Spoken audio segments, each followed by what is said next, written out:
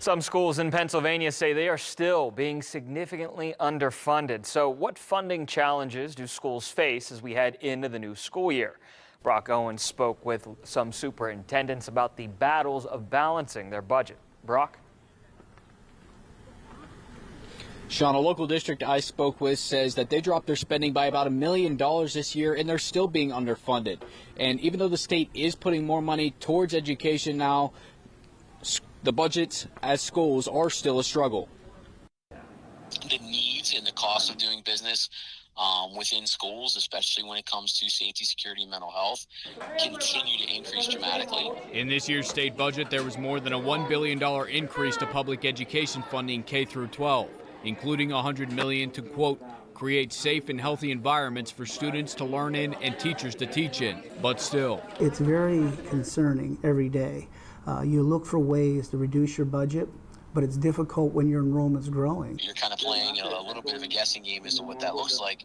Our budgets are due before the end of June, whereas consistently the state budgets have not been approved until after June 30th. Altoona Area School District Superintendent Brad Hatch says they luckily ended up receiving more money from the state than anticipated. Looking at long term, what are sustainable ways that we can utilize that money that can be incorporated back into the budget if that money would not exist next year? Richland School District Superintendent Arnold Nadonley says they aren't as fortunate with state funding and rely more on local tax efforts and, in fact, raise taxes for the upcoming school year. As a part of the statewide fair funding lawsuit, state officials say Richland is underfunded by about $4 million over the next 7 years. But their plan over 7 years is to provide $1.7 million over 7 years.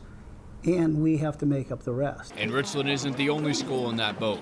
Looking at data provided by the fair funding lawsuit, Penn Cambria School District will still be nearly $3 million underfunded over the next 7 years, while another Cambria County school, Forest Hills, still projects to fall over $4 million short in funding.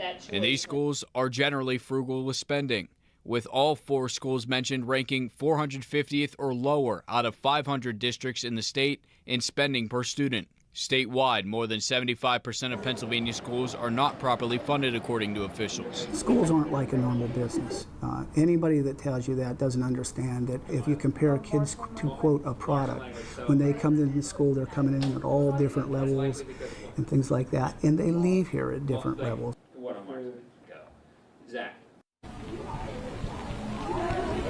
A superintendent tells me that they think of the budget like an onion where the inner layers are teachers and students, and that cuts have to be made elsewhere, making the task even more challenging. Live in Cambria County, Brock Owens, 6 News.